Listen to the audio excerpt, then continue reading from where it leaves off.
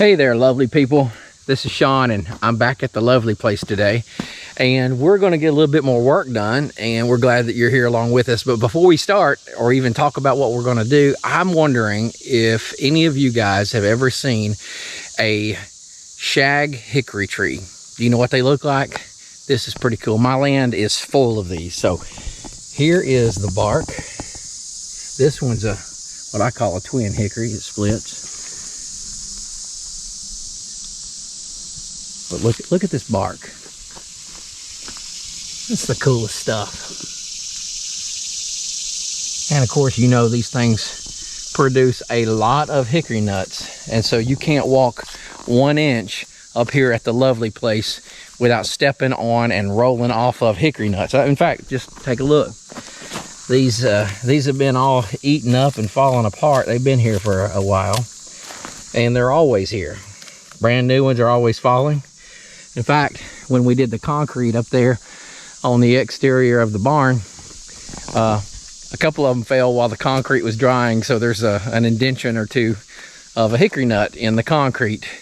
So yeah, another thing I want to tell you about when you move out to the country, and of course, for those of you who've never been here before, this is the lovely place. My wife named it because we call our grandkids lovelies.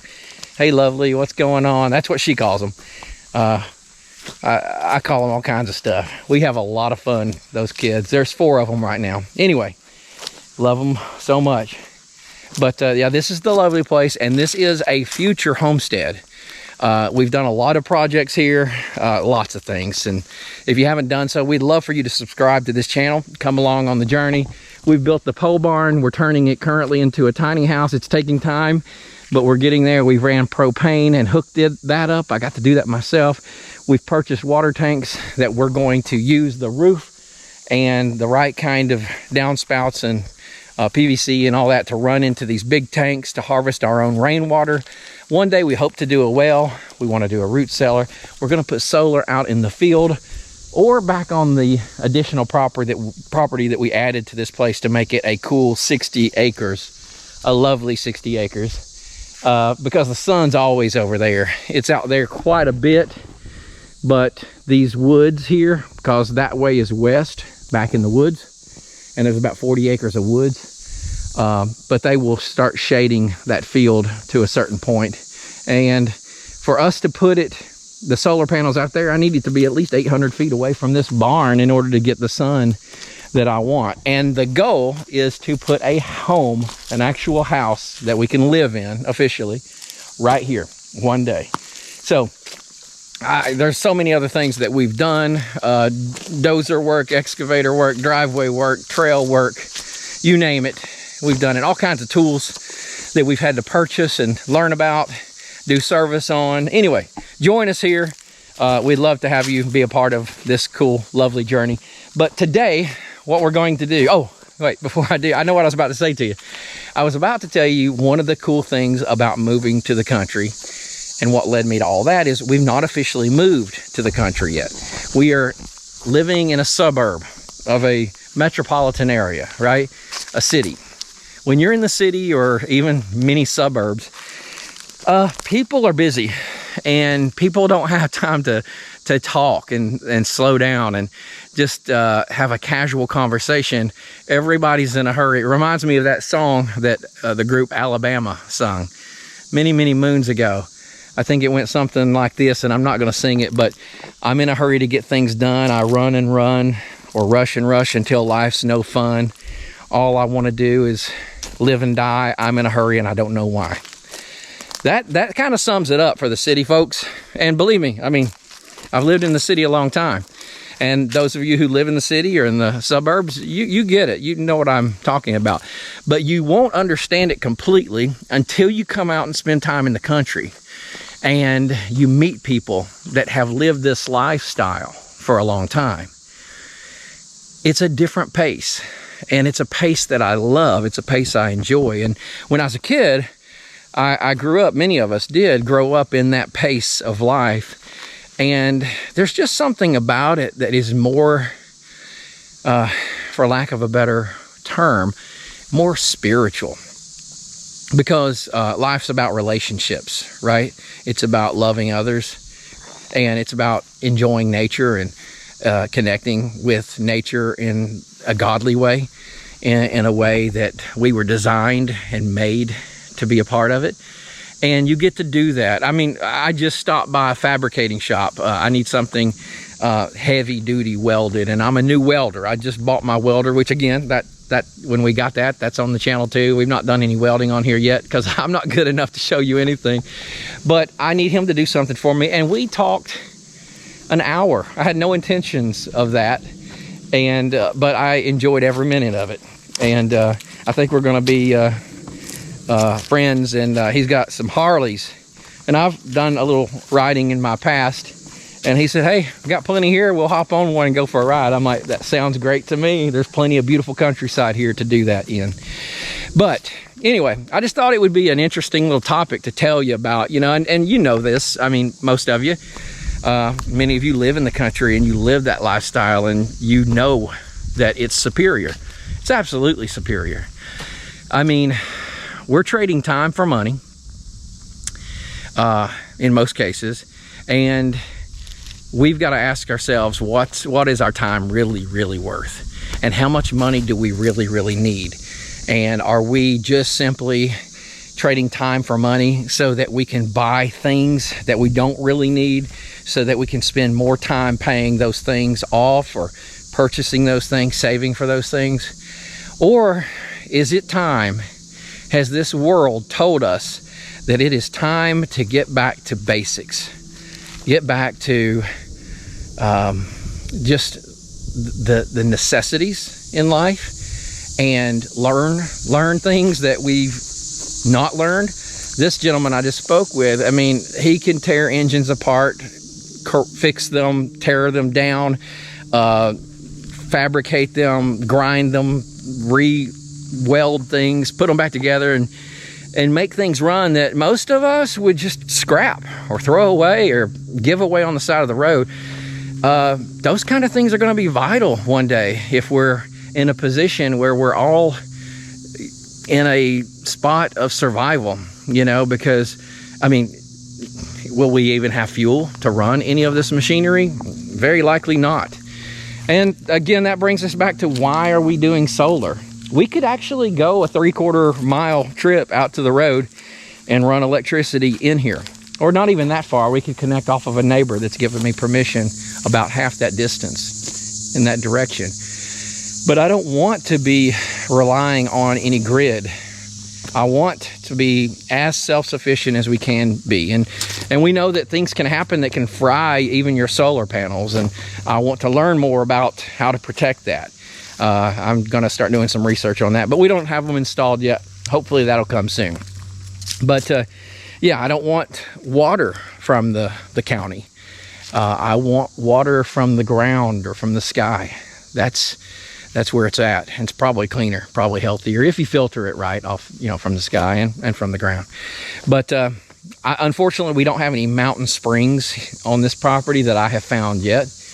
But I'm sure there's definitely the capability to get well water, but that's expensive. We both know that, and that's why it's not in our immediate future.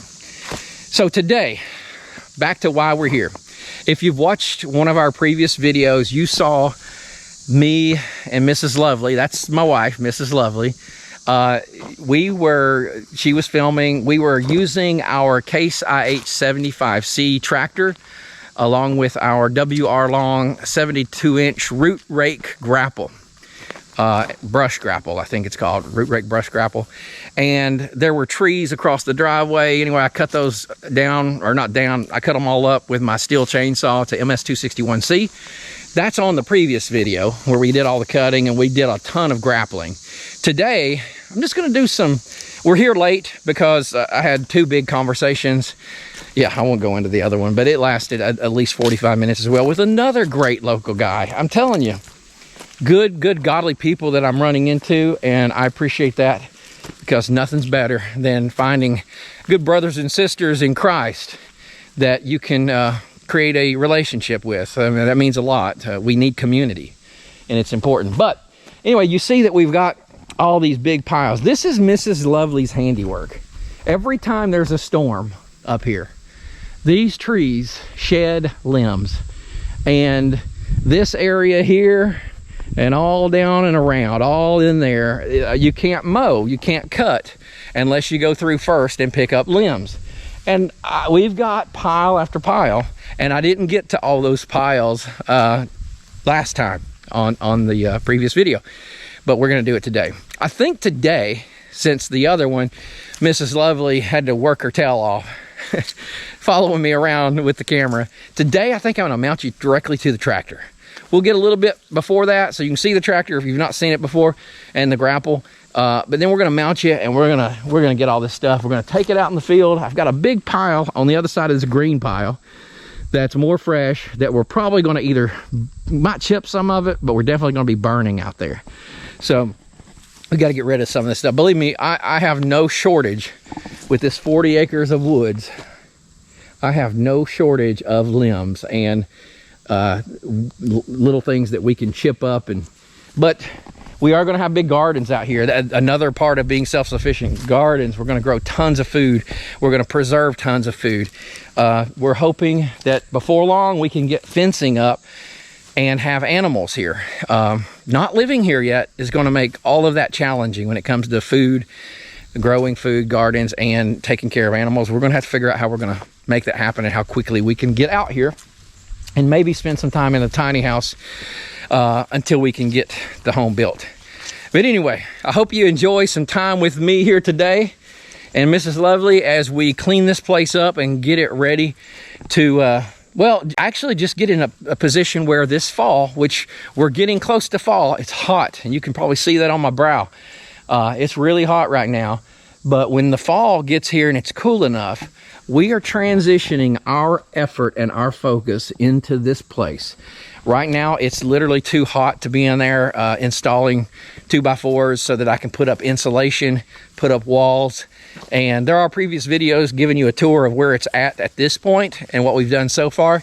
Next comes all of the insulation, the walls, the wood stove to be installed, and many other things. So hang in there with us today as we get working with this tractor, and we're gonna have fun. So let's get going.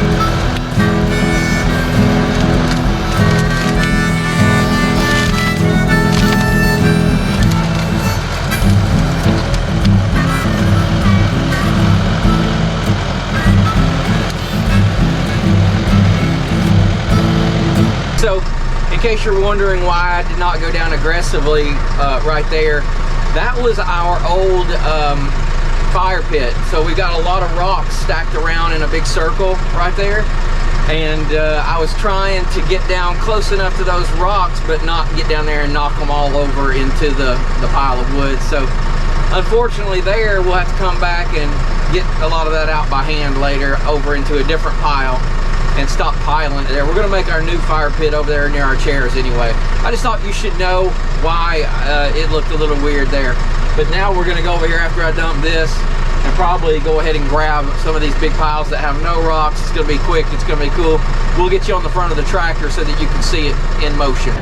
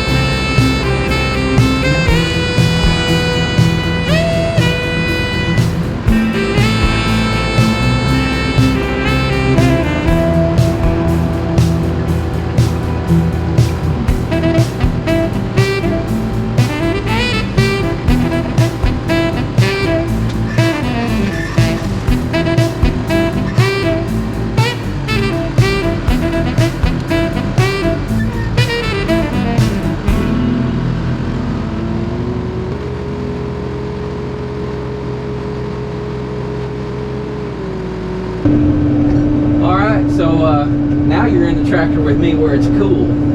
I bet you were getting hot out there, so I wanted to spare you from that. I've left little bitty piles wherever I work pretty much. I thought I'd come back and get that now, but I've got a pretty good size one up here. Let's go ahead and snag this one.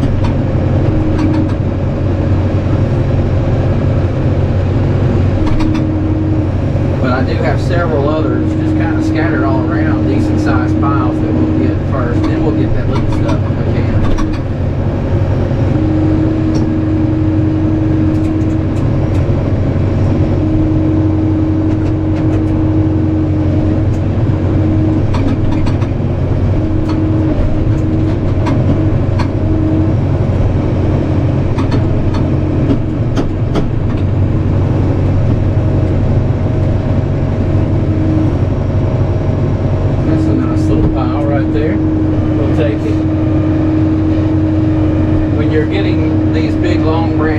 A lot of them, as you saw, maybe kind of hang off, and as they drag the ground, when you hit it up to your spot, a lot of them tend to fall off. So we got more work to do. That's how it works. All right, let's get up here.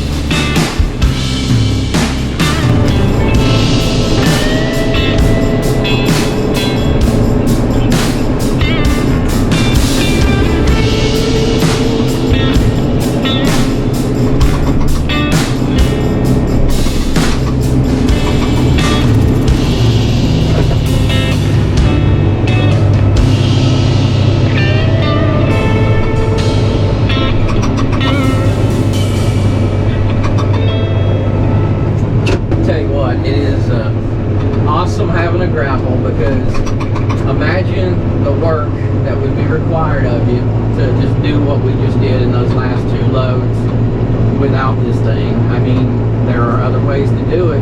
This is certainly one of the better ways. So happy I made this purchase. It was a good investment, especially when you got all these woods like this. I mean, this is going to be a never-ending deal. Cutting firewood, you name it. It's going to be trees falling down all the time. Your limbs and your everyday stuff. This will also help in other ways, not just brush, not just trees. We'll figure out other uses, that's for sure. You know, up there at the fire pit where we were earlier, trying to get all that wood off, all that brush off without messing up that all the stacked rocks. I said I'd probably move it by hand. Well, what I'll do actually is I'll burn that stuff in that fire pit. That makes a lot more sense, doesn't it? I think I'm going to come in. I see how it's kind of stacked. I'm going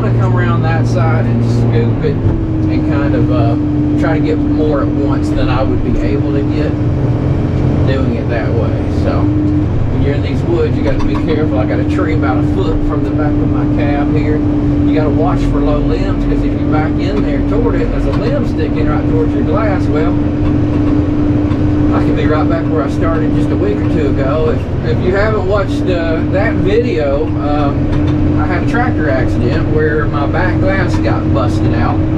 I'll let you check it out to see how that happened, and then we replaced that back glass and got it all back to good as new once more, and I don't want to ever do that again. So I vowed not to do what I did in the past, but there are other ways to break glass, and I'm going to try to avoid that. Alright, here's where I want to be. Let's see if we can accomplish anything a little bit better. We got to spread out here. I'm going to get low, and I'm going to kind of rake the ground in first gear, and let's just slowly drag up across this. I don't want to pull up. This thing will dig holes if you let it, if you get down too deep, and I'm not really wanting to do that. I'm starting to get in the ground here. It's going uphill, so I got to back up, got to lift this a little bit. So I did create myself a little bit of a pile. Now what I'm going to do is I'm going to back up. I'm going to dump this stuff that's falling. Some of it gets stuck up inside that grapple. Well, it'll be alright. Well, what I'm going to do now is I'm going to back up. I'm going to try to push a little bit more of that over to that pile. Yeah, you can see I got some dirt up in there. It's okay.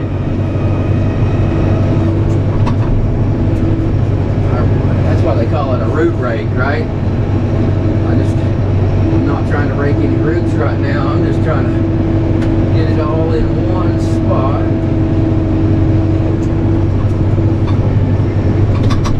Back up and see what we got here. Hope you can see it all right down there. All right, we got us a little pile. We're going to go ahead and get in there and get that, and we'll get the other loaded up in the back of a little red or on a trailer or something. Take it down there and dump it. All right, so we're down low. Now with this root rake grapple, if you just get it all the way to the ground and you start closing it, what's going to happen is the front of it's going to dig in. So what you do is you tilt it back, you bring it in a little bit, you go down. If you need to, tilt it. Try not to drop it all out as you're doing it, but I try to avoid, tearing up the ground too much. Okay, so we got a good bit of that. I'm going to back up and look at the ground and see. We obviously left some, but not too bad. Not too bad at all. Now, we obviously also have scattered it around as we picked up these other loads, but a whole lot better than it was when we started.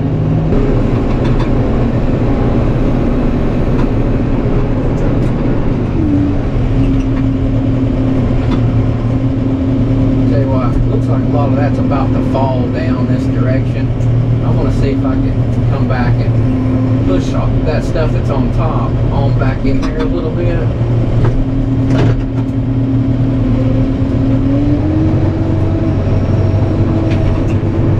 This is another place you got to be careful. You might go right into a big old branch that's sticking out at you, and it'll come right in and tear off a hydraulic line or go through your windshield.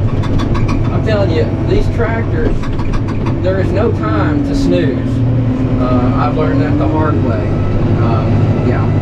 And when you think you're doing things right and you're relaxed and you feel good about it, well, that's when you better beware that you're too comfortable at that point.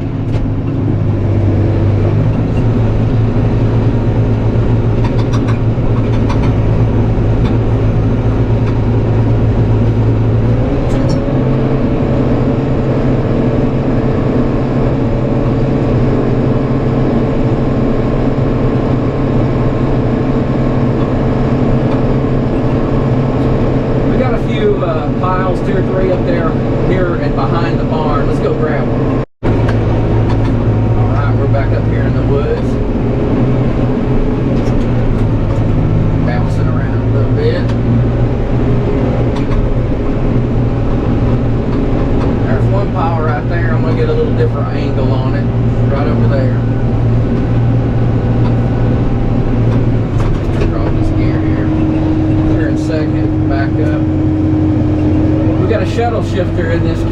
75C. These are not hydrostatic transmissions. They're utility tractor, and most of those come with this shuttle power shift, or whatever they call it. Basically, you push it forward if you want to go forward, pull it back when you want to go back, and it's on the steering wheel column. And it does not require you to use a clutch when you shift that. However, when I was told that by my sales rep, I was under the impression you're not supposed to ever use a clutch with that shuttle shifter, but oh yeah, you're still going to want to use your clutch for smooth shifting in gears and when you want to slow down versus just using this thing constantly. Alright, so we got us a load here. I see one big one over there hanging onto the ground. This is first gear. Let's slowly back up. I wish that big one over there would just fall off. It kind of makes it a little bit more difficult because when you want to go forward, it sometimes will come around here, get under the tire, and possibly wrap around it and mess something up. So we'll keep an eye on it over here. I don't know if y'all can see it or not.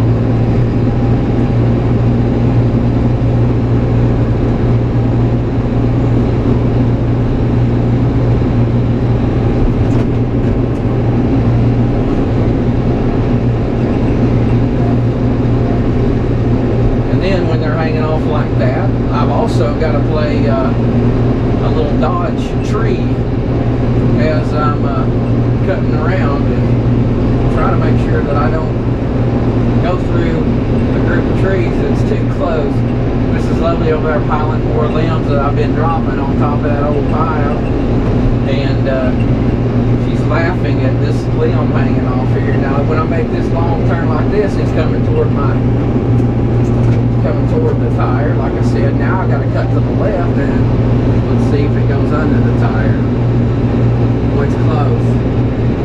Don't like that at all. I'm going to try not to cut hard, because if it grabbed it, it would, you know, I don't know what kind of bite we have on the Grapple, but if it's a real tight bite on that Grapple and then it goes under this tire, you know, that's two very strong forces going against one another.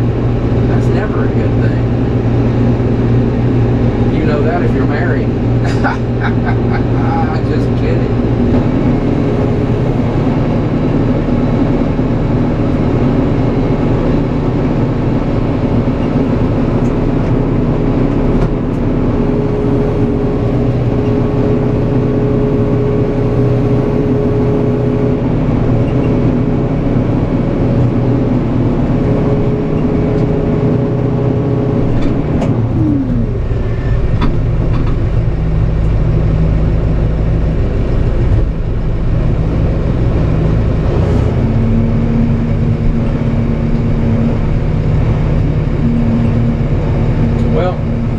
That was dragging is that one that's laying up there like that against the pile, so we got it in a good spot after all.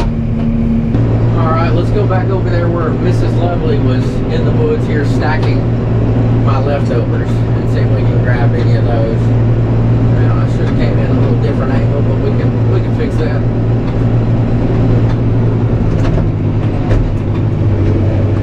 Oh, she's stacking another pile now. See, with her around, I never get to stop working. She just keeps driving me forward. But that's a good thing, because honestly, I would quit a lot earlier if it was not for that extra little motivation. Alright, there's a pile there. Let's raise this so you can see it. Right in that area. Hopefully you can see it okay. Let's go in here.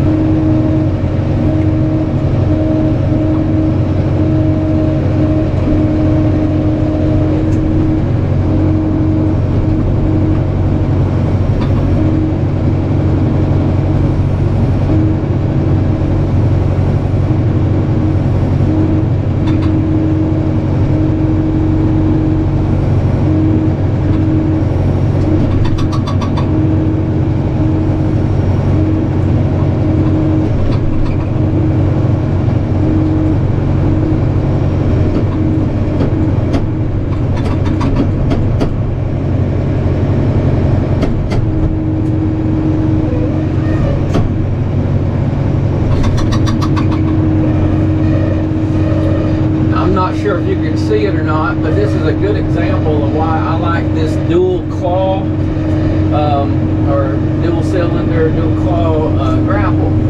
We've got one over here on the left that's got a lot bigger debris in that side, and it's clamped down on it completely tight. Over here on the other side, we've got a smaller stack, and it's clamped down on it tight. If you've got one of those solid clamshells that's not dual independent, then obviously it's only going to go as far down as this one did over here, and you would very likely lose all of that debris over there.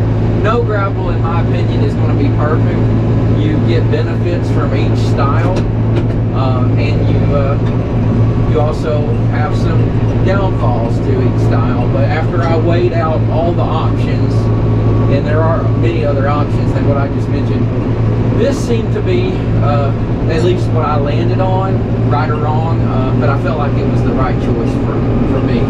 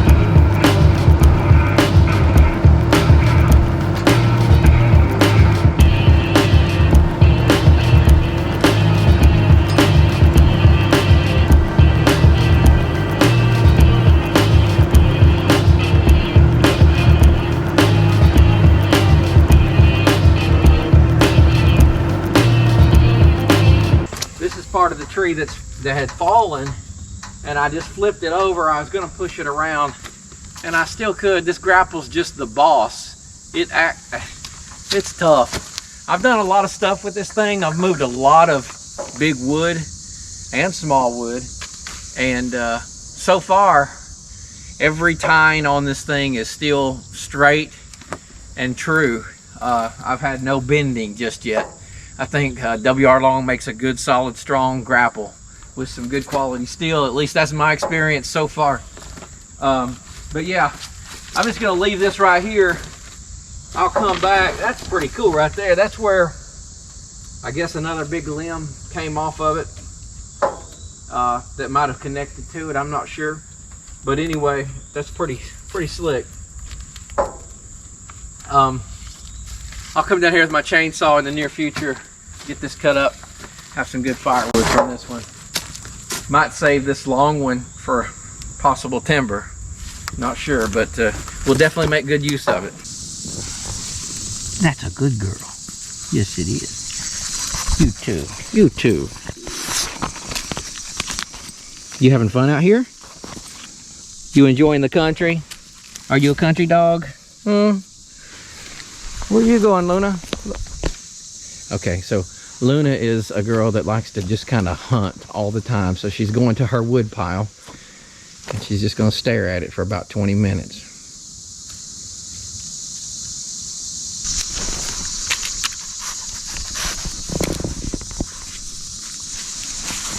All right, let's get back to work. We just got a couple more things to get. We'll finish this off with Mrs. Lovely filming from the outside of the tractor. Get to see that grapple doing a little bit more before we sign off for the day. All right, let's do this. Let's finish it up.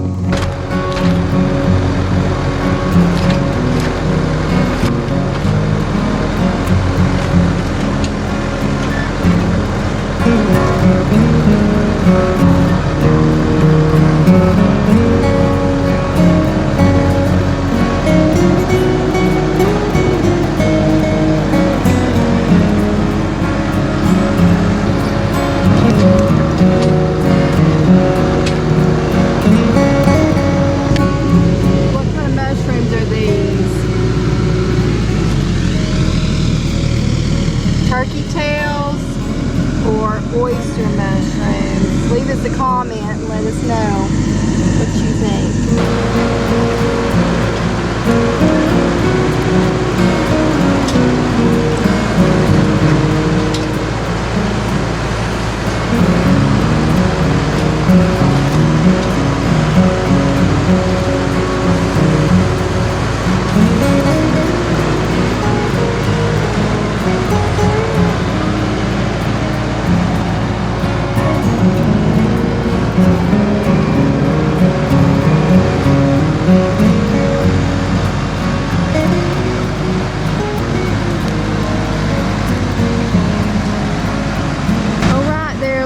People, we are going to make it a wrap today. We've worked hard and we've gotten a lot accomplished, moving all the logs and stacks that we needed to get done today, and we will finish up the next time that we're here. We appreciate you guys. We would love it if you'd like and subscribe and come back and watch our channel. We're doing a lot of great things here. We love this place. It's special to us, and we love you guys, and y'all come back now. All right, there you go, lovely people. Now you know why I call her Mrs. Lovely. She is a lovely person. God bless you.